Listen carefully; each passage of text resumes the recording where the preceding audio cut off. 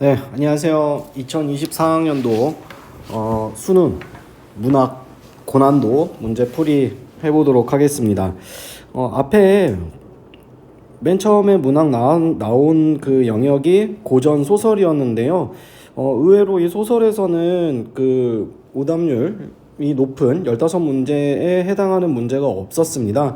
혹시 다시 얘기할 기회가 있으면 말씀드리겠지만, 고전 소설이라고 하는 것은 일단 더 개수가 늘어나지 않아요. 그러니까 이게 무슨 소리냐면은, 현대시나 현대소설 같은 경우에는 지금도 그 계속 작품들이 발표되고 있고, 이러다 보니까 우리가 공부해야 될 양이 점점 늘어나고 있는 추세라고 한다면, 이 고전 소설이라든지 아니면 고전 우문 이쪽은 어느 정도 한계가 있단 말이죠. 그 나올 수 있는 작품의 풀이요.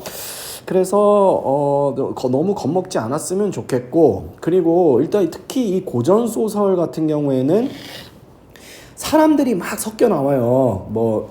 이제 제가 옛날 사람인 것을 증명하는 건지는 모르겠습니다만은, 떡먹은 용만이처럼 같은 사람인데 어쩔 때는 승상으로 불렀다가, 어떤 때는 원수로 불렀다가, 어떤 때는 진짜 이름으로 불렀다가, 그렇게 설계를 하거든요. 그 제일 그런 호칭에 있어서 혼동을 일으킬 수 있는 그런 부분을 일부러 많이 따온다는 그런 느낌도 받았습니다. 그래서 어떤 사람이 같은 인물이냐, 그 같은 인물을 다른 인물로 여러분들이 오해하게 되면 그 작품은 절대 해석할 수가 없어요. 그리고 이제 출제자도 그 부분을 확인을 하면서 내기 때문에 걸려들 수밖에 없다. 그래서 여기 보시면은 제가 표시를 한 부분 있지 않습니까? 여기 자식, 그 다음에 원, 그 다음에 원수, 원, 그 다음에 남두성, 이렇게 선으로 그은 것은 다 같은 인물을 의미하는 거고요. 여기서 이제 황상 같은 경우에는 황제를 얘기하는 거고, 여기서 대왕이라고 하는 것은 그 괴물, 악귀라는 괴물을 의미하는 것이다. 그렇게 해서 같지 않다라고 이렇게 표기를 해봤습니다. 하여튼 이 표시하는 것이 중요하다. 고전 소설에서는 다른 인물, 같은 인물인데 워낙 다르게 부르는 그런 경우가 많기 때문에, 이게 같은 인물임을 여러분들이 파악을 해줘야지 문제를 풀 수가 있다. 이 정도 체크하고 넘어가도록 하겠습니다. 그래서 그 다음에 문학에서 나왔던 어려운 문제는 이 복합지문인데요. 현대시 2편 있고, 그 다음에 고전수필 하나가 있습니다. 알아보니까 여기 나에 있는 정급별 시인의 시를 빼고는 이게 김종길의 문이라든지 아니면 유한준의 이즘을 노남이라든지, 이 작품은 수능 그 연계교재에 나오지 않았다고 하더라고요.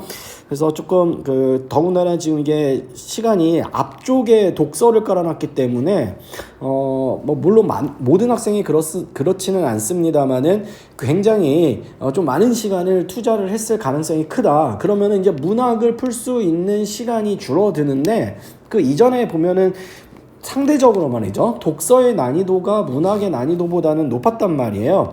그런데 그래서 좀 문학을 쉽게 풀 수 있었는데, 이번에는 문학도 꼼꼼하게 설계를 해놔가지고 선택지를 꼼꼼하게 설계를 했기 때문에 상당히 시간에 쫓겨가지고 좀 학생들이 실수하지 않았을까, 안타까운 실수를 하지 않았을까 하는 그런 개인적인 생각도 듭니다. 그래서 복합 지문이 나와 있고요. 24번부터 한번 보도록 할게요. 정끝별 시인의 가지가 담을 넘을 때라는 시와 관련돼 있는 문제입니다. 24번은요. 자, 이해로 가장 적절한 것은, 자, A, B가 이렇게 나오는데요. 자, 이 시 연계교재를 열심히 공부한 학생들은 쉽게 무슨 이야기인지 알 수 있을 거고요. 일단 저 같은 경우에는 올해 3학년 수업을 하지 않았기 때문에 연계교재를 풀지 않았습니다. 않았다는 것을, 그러니까 연계교재를 공부하지 않았다라는 것, 그리고 이 시에 대한 어떤 사전적인 배경 지식이 없다고 가정하고 푼다고 한다면요, 일단 무슨 말이냐면, 여기 지금 담쟁이 덩굴 있지 않습니까? 그게 담을 넘어간단 말이에요. 담쟁이 덩굴이니까 당연히 담을 넘어가겠죠. 그런데 이 시인이 그것을 바라봤을 때는 담쟁이 덩굴의 혼자만의 힘으로는 넘어가지 않았을 것이다. 여기 보면은 비와 폭설, 비와 폭설 어떻게 보면은 담쟁이 덩굴이 담을 넘는데 좀 방해하는 그런 인물들 아니겠습니까? 그런 대상들일 텐데요.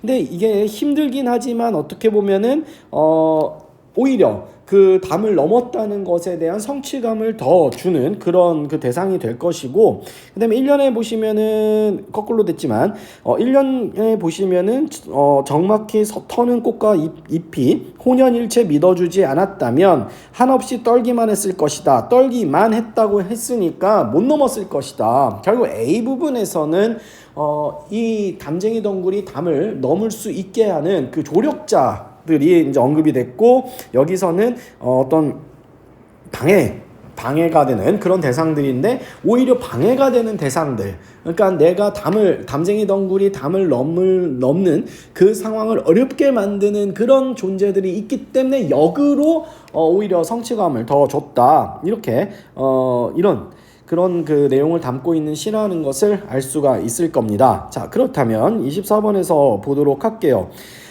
이게 이제 오답률이 15위이고요. 24번 문제고 1, 2, 3, 4, 5로 이렇게 퍼센트가 나왔는데요. 일단 3번을 보면 비에서는 가지의 마음을 머뭇세우는 대상을 신명나는 일에 연결하여 정수리를 타넘는 행위의 의미를 드러낸다 그랬습니다. 한번 비 한번 볼까요?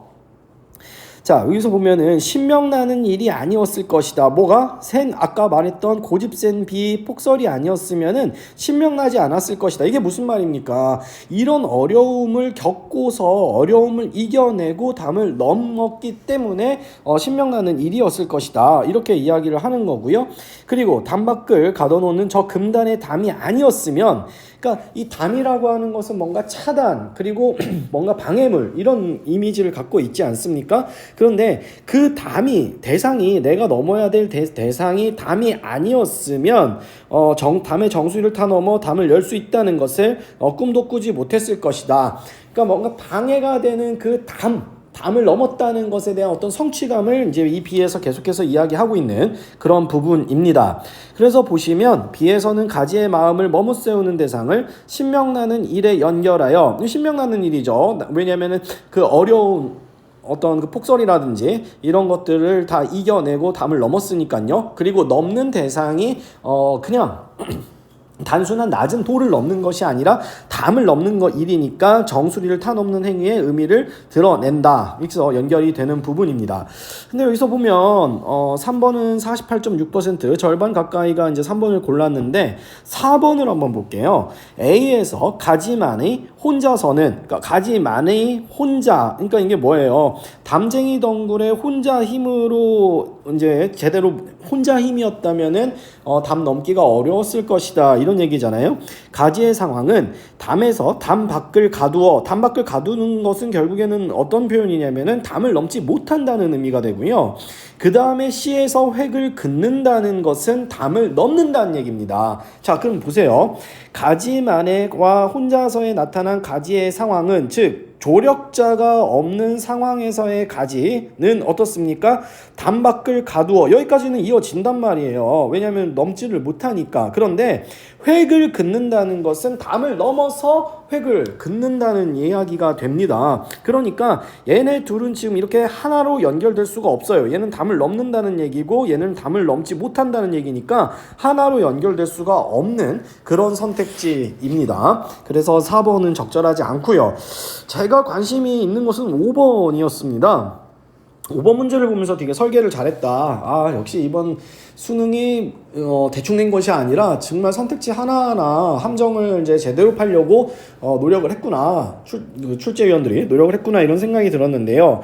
여기서 보면 A에서 않았다면과 B에서 아니었으면이 강조하는 대상, 그럼 결국 대상을 찾아야 되죠. 뭐가 되는 겁니까? A와 관련된 것은 가지를 믿어주는 꽃, 잎, 뿌리가 될 것이고요. 그 다음에 B에서는 뭐예요? 가지에게 신명을 주는, 그러니까 오히려 방해물이기 때문에 그것을 넘는 것으로 인해서 얻을 수 있는 성취감을 조금 더 더해주는 그 비와 폭설, 이 의미는 여기서 끊어서 C에서 목련과 감나무 사이에, 이 사이에를 놓치면 안 된다는 얘기입니다. 뭔 말이냐면은 꽃잎, 뿌리, 피, 비폭설 얘네들은 목련과 감나무 각각에서는 적용될 수가 있어요. 이게 무슨 말이냐면 여기서 보면 목련가지라든가 감나무가지라든가 이것도 여기서 뭐예요? 지금 가지가 담을 넘는다고 했잖아요. 가지의 그 담쟁이가요. 그러니까 담쟁이 줄기인데, 근데 여기서 보시면은 가지가 넘었지 않습니까? 가지가 넘었는데 목련가지와 감나무가지 역시 뭐냐면은 가지가 그 담을 넘을 수 있었던 그 가지가 담을 넘을 수 있었던 존재들이 있었다면은 얘네들도 담을 넘을 수 있을 것이다라는 얘기입니다. 자, 그런데 24번에 5번은 어떻게 이야기하고 있냐면요. 목련과 감나무 사이라고 했어요.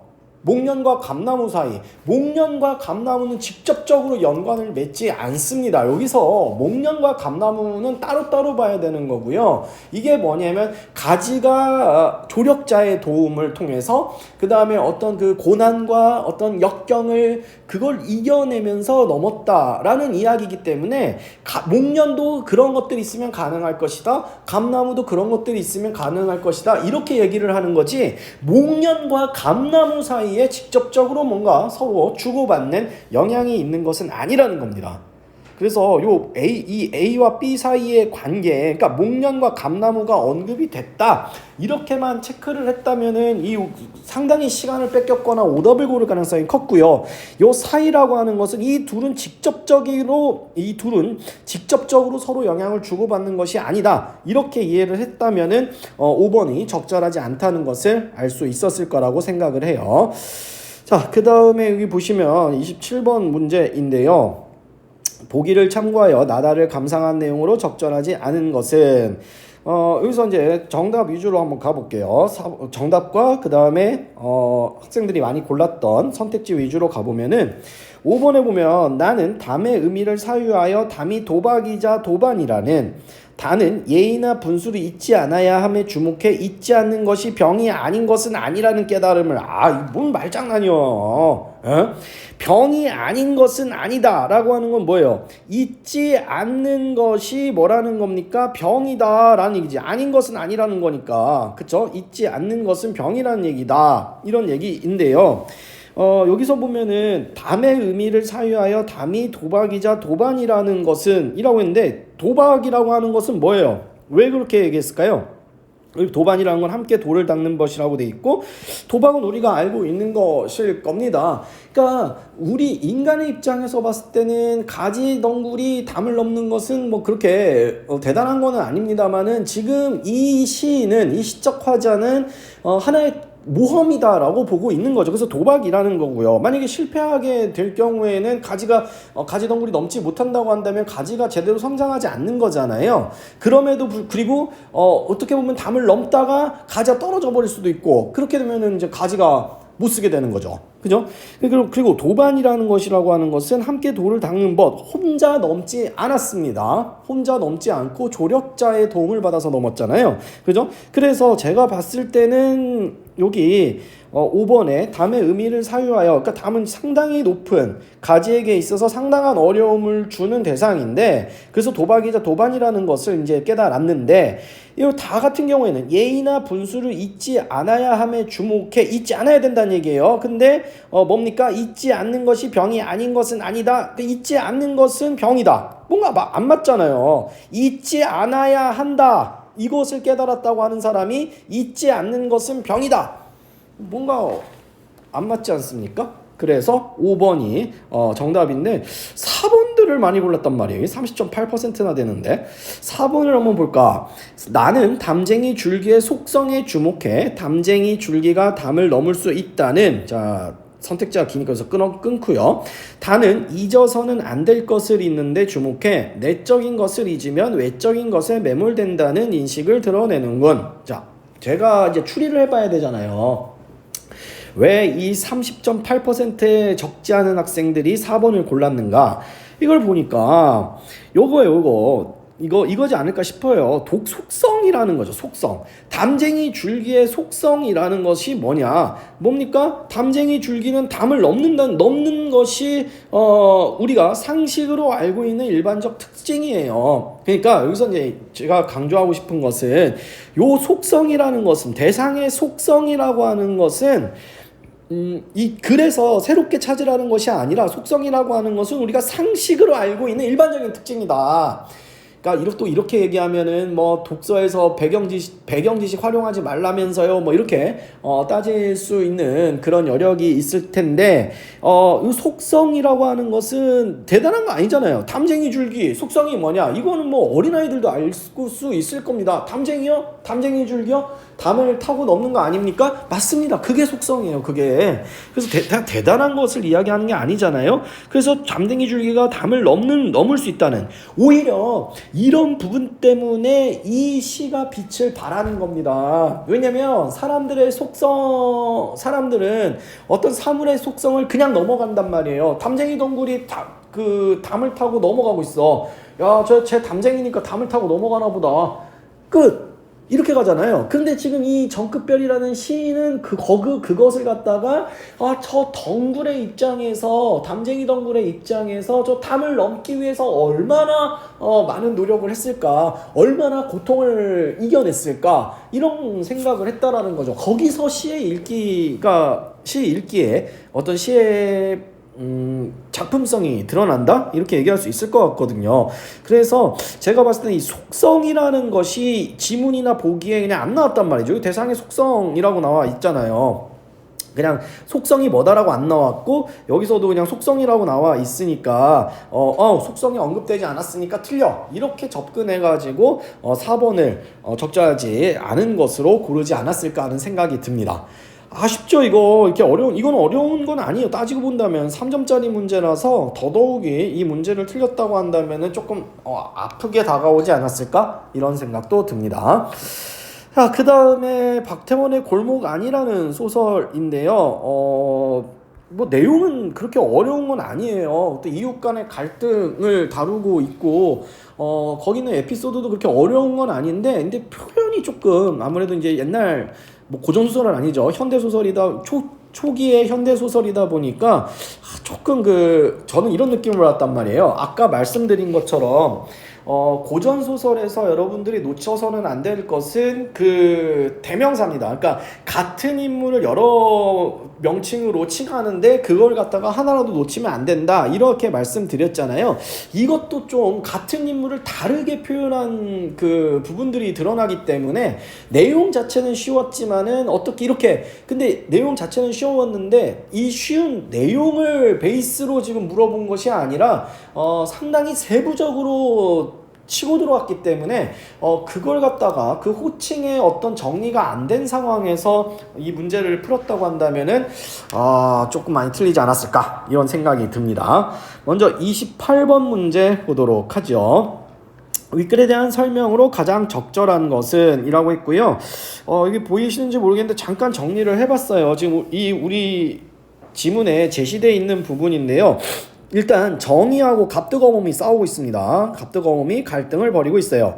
갑순 할멈은 이제 정의의 엄마인 것 같죠. 근데 갑순 할멈이 등장을 해서 어떻게 합니까? 이 둘의 갈등을 말리는 척을 합니다. 말리는 척을 해요. 어떤 식으로 합니까? 여기 보시면 애초에 네가 말 실수한 게 잘못이지, 이거 엄마가 얘기하는 겁니다. 지금 그 갑순이 할머니가 정의의 엄마잖아요. 그 정의한테 정의한테 이야기를 하고 있는 건데, 말 실수한 게 잘못이지 남을 타네 뭐러니, 이게 모두 모양만 숭없고 글쎄 그만하고 들어가, 네가 잘못했어. 네가 누구야? 딸인 정이란 말이야. 네 잘못이야. 이렇게 얘기를 하고 있죠. 그래서 일단은 말려요. 근데 이게 말리는 척이라고 쓴 것은 여러분들 읽으면 알겠지만 진짜 자기 딸이 잘못해서라고 생각한 것이 아니라, 요 갑득어멈이 뭐예요? 양반이 아니다. 하층민이다. 왜 하층민하고 싸움박질하냐? 똑같이 되게. 이런 어떤 그 심리가 들어가 있는 말림이었기 때문에 말리는 척이라고 얘기를 한 거예요. 그 다음에 갑순할멈이 있고요. 집주름 영감은 부부관계죠. 그 다음에 양반은 양반끼리 싸우든지 아니면 양반끼리 교류해야 된다 이런 생각을 갖고 있는 그런 상황입니다. 그 다음에 갑득어멈이 있고 이제 남편이 양서방이고요. 여기에 자식들이 을득, 갑득 있어요. 제가 을득이를 먼저 쓴 이유는 여기 보세요. 갑순할멈하고 집주름 영감이 얘기를 하는 부분이 나옵니다. 여기 보시면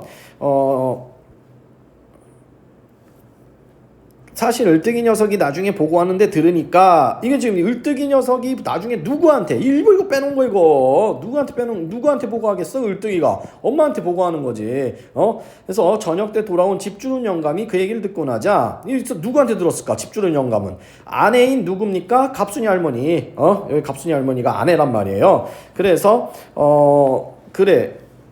그 저녁 때 돌아온 집주른 영감이 그 얘기를 듣고 나자 걔도 이거 정이에요. 정이 집주른 영감의 딸 갑순이 할머니의 딸 이렇게 볼 수 있는 거고요. 그만 분별은 있을 아이가 그래 그런 싼 것 타고 욕지거리를 하고 그러다니 그러니까 왜 저기 천한 것 타고 같이 푸닥거리를 하느냐 이런 얘기잖아요. 째째째하고 혀를 차니까 늙은 마누라 갑순 할머니 얘기하는 거예요. 아까 제가 얘기했죠. 지금 늙은 마누라라고 돼 있는데 위에서는 갑순 할머니로 받았단 말이에요. 이게 같은 이야기가 됩니다. 같은 인물이에요. 같은 인물. 또 마주 앉아서 그렇죠. 그러고 말고요. 쌈을 허두래도 같은 양반끼리 해야지. 그런 것 여기서 그런 것은 어떤 거요? 그러니까 이 사람들의 입장에서 보면은 천한 것들이 되겠죠. 꼭 하늘 보고 침 뱉기지. 그 욕이 다 내게 돌아오지 소용 있나요? 그리고 슉 한숨하고 한숨조차 내쉬는데 방 안에서들 그러는 소리가 대문 밖까지 그대로 들리더라 한다. 이랬습니다. 그러니까 이게 봐봐요. 을뜨기 녀석이 나중에 보고하는데 들으니까 라고 했잖아. 그러니까 여기서 들리더라 한다라고 하는 건 누구한테 들려? 누구한테?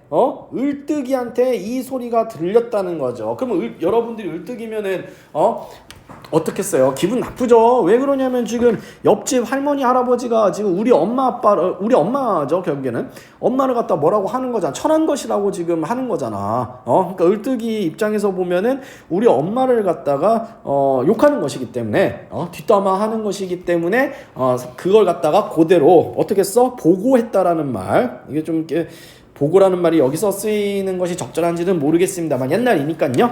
그러니까 엄마한테 이제 이야기를 한 거죠. 그러니까 이제 이 엄마는 안 거야. 그러니까 지금 여기 보면은 갑득이 엄마는 뭐였어요? 지금 땡큐였지. 저기 갑순이 할머니가 와가지고 자기 딸이 정의를 야 왜 싸워? 네가 잘못했네. 네가 말실수했네. 말실수한 네가 잘못이야. 이렇게 해서 데리고 갔잖아. 그러니까 왠지 모를 뭔가 승리감도 느꼈을 겁니다. 지금 그런데 그게 아니었다는 거야. 진짜 내 딸이 말실수를 했기 때문에 내 딸이 잘못했다 이게 아니라 야 딸아 저기 저 천한 것하고 말을 뭐하러 섞냐. 말 섞는 것을 넘어서서 왜 싸움박질하고 있냐. 지금 누워서 침 뱉기다 이런 어떤 맥락에서 딸을 데리고 간 것이기 때문에 나중에 아들인 을뜨기의 보고를 그 갑득이 엄마가 들었을 경우에는 상당히 기분이 나쁘겠죠. 그죠? 그래서 그런 얘기 드리고요. 자, 여기서 보시면 1번이 정답입니다. 집안에서의 대화가 이웃 누구예요? 누구? 을득. 이게 이런 것들은 그냥 여기다 대입을 시켜버려. 이게 빈칸이라고 생각하고 이웃이면은 여기서 얘기했던 것은 노출이 된 집안에서의 대화가 노출된 대상이 누구에게 노출이 됐느냐? 을뜨기다. 이렇게 딱 써놓고 보면은 선택지가 안 헷갈리죠. 그 다음에 인물의 속내. 여기서 인물이라고 하는 건 누구로 봐야 돼? 그러면 갑순 할머니의 속내라고 볼 수가 있죠. 그래서 1번이 적절하고요. 여기서 두 번째로 가는 게 2번인데 서로의 말실수에 대한 비난이 인물 간 다툼의 원인임이 드러난다. 여기서 보면은 일단 인물 간 다툼이라고 할 만한 것은 초반에 정의와 갑순 할멈이 아니라 갑득 어머니죠. 정의하고 갑득 어머니가 얘기를 하는 건데 여기서 말실수라고 하는 것은 어떤 맥락에서 나오냐면 정의의 엄마인 갑순 할멈이 정의를 말리는 맥락에서 말실수가 나온단 말이에요. 여기 보시면 애초에 네가 말실수한 게 잘못이지 라고 이야기를 하고 있잖아. 야 딸아 정의야 네가 말실수한 게 잘못이야 이렇게 얘기를 하고 있는 거예요. 그런데 지금 여기서 보면 서로의 말실수가 다툼의 원인이라고 했거든. 정의는 갑득어미가 말실수했다고 한 적이 없습니다.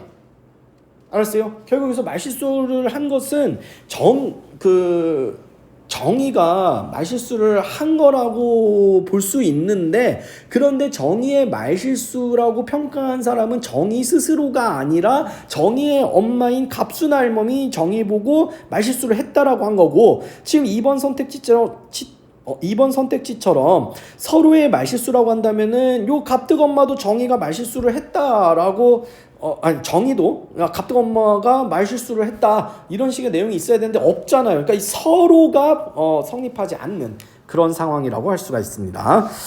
자, 그 다음에 30번 가볼게요.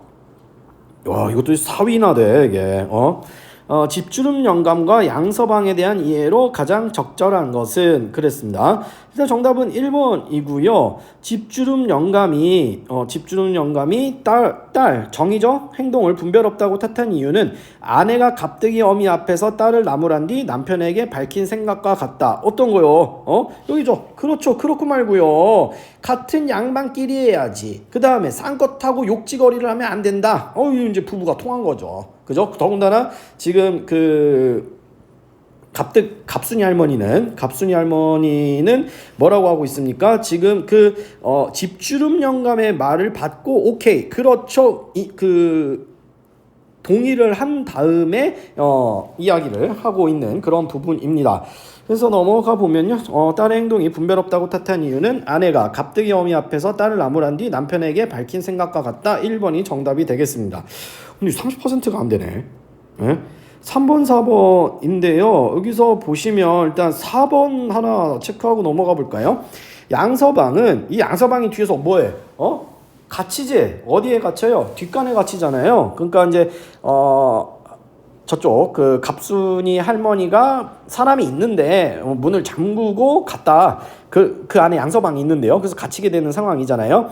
양서방은 아내가 갑순이 할머니에게 한 말과 이에 대한 이웃들의 반응을 듣고도 아내에게 무덤덤한 태도를 보이고 있다라고 했는데, 여기서는 이제 어떻게 보면 정말 국어의 기초입니다만은 단어 문제예요. 단어 문제 핵심은 무덤덤이라고 하는 것은 마음에 아무 느낌이 없이 예사스러움이라는 사전적 의미를 가지고 있어요. 그런데 양서방이 이제 그 아내한테 한 말이 뭐냐면은 또 머뭇거리다가 잠옷을 채실 때 누가 갑순이 할머니가 양서방이 얼른 소리를 냈어도 아셨을 텐데 미처 못 그래 그리 된 거야. 어떻게 보면은 지금 갑순 할머니의 입장에서 해명을 해주고 있는 그런 부분입니다. 그래서 무덤덤이라고 한다면 마음에 아무 느낌이 없이 예사스럽기 때문에 굳이 이거를 얘기할 필요가 없는 거예요. 우리가 사람이 무덤덤하다라고 한다면 뭔가 자신의 의견을 밝히는 사람이 그런 이미지가 떠오릅니까? 아니면은 뭔가 침묵하고 말이 없고 그런 이미지가 떠오릅니까? 당연히 무덤덤하다 그러면은 후자 아니겠습니까? 그렇기 때문에 그 무덤덤이라는 말을 여러분들이 아니면 놓쳤거나 잘못 봤거나 이러지 않았을까 싶어요. 그 다음에 31번 볼게요. 3점짜리고요. 여기서 이제 보면은 기역 미음을 이해한 내용으로 적절하지 않은 것은 이라고 했고, 정답은 2번이 됩니다. 자, 한번 볼게요. 서술자 시선의 서술과 인물의 시선으로 초점한 서술이 겹쳐 나타난 것은, 여기서 끊어야지. 그리고 이제 살펴봐야죠. 니은을 한번 봅시다. 니은을 보면 배지란 건 배우지잖아. 배우지 못한 행랑 것하고 쌈이 무슨 쌈이냐.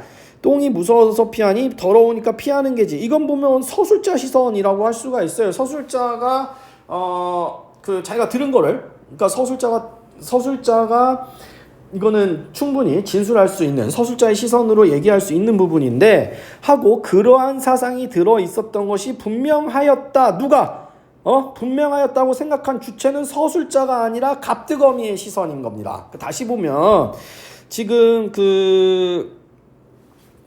그러한 사상이 들었던 것이 분명하였다. 사실 이게 지금 선우가 바뀌었어요. 이게 먼저예요. 이제 원래 처음에는 정이랑 싸우고 나서 정이 엄마인 갑순이 할머니가 데리고 갔잖아요. 내 딸이 말실수한 게 네가 잘못이야 이러면서 데리고 갔잖아. 그러니까 뭔가 미묘한 승리감을 얻었을 수도 있어.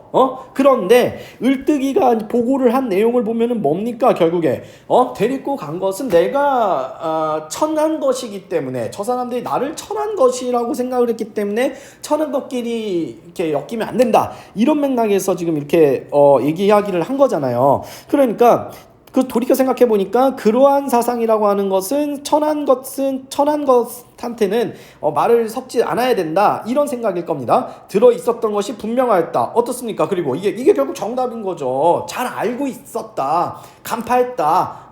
이제 아까는 속았겠지만 지금 이제 아들인 을뜨기의 보고를 듣고 나서 이제 알았다.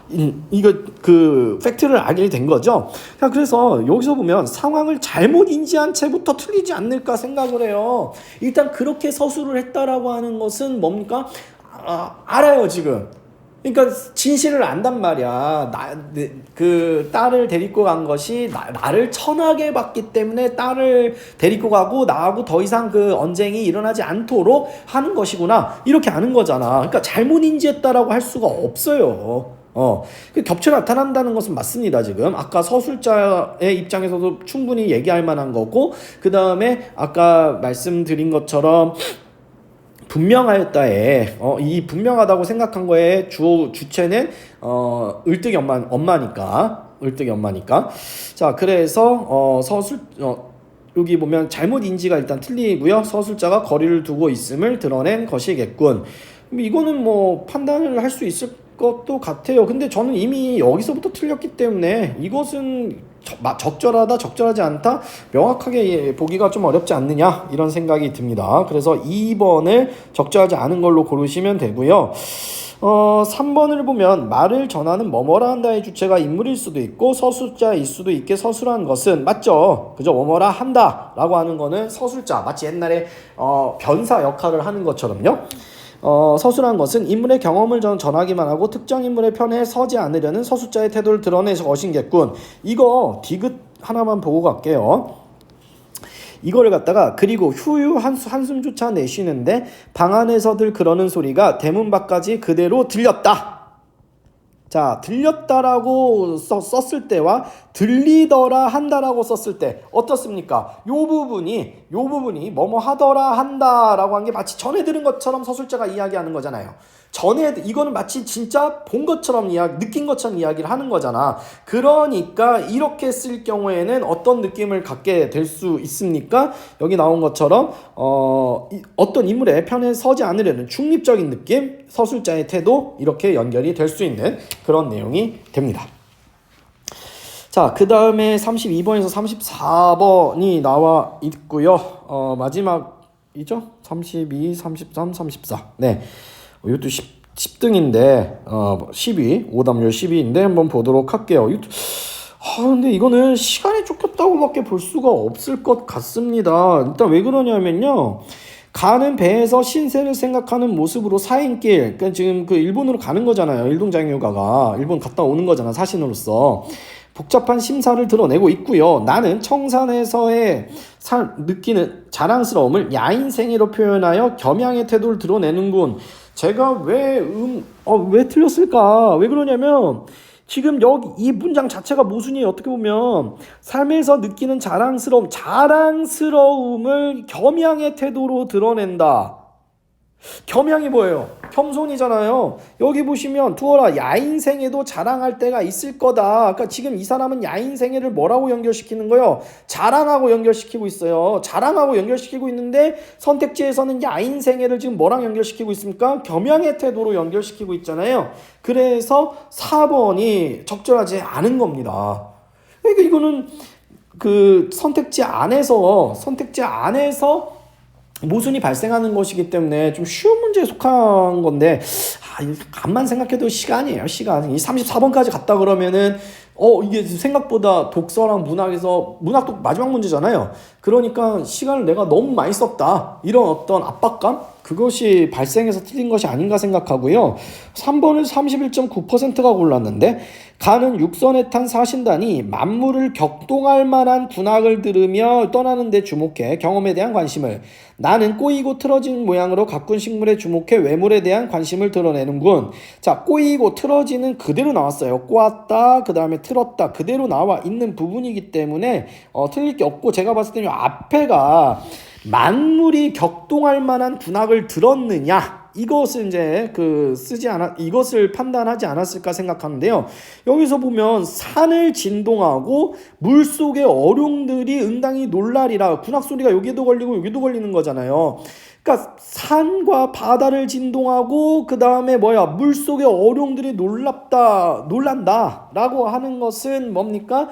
그 만물이 격동할 만한 군악이라고 할 수가 있겠죠. 그쵸? 그래서 이 만물이 격동할 만한에 잘못 이해를 해가지고 두 군데 나오는데 3번을 잘못 고르지 않았을까? 그래서 31.9%가 고르지 않았을까 생각을 합니다.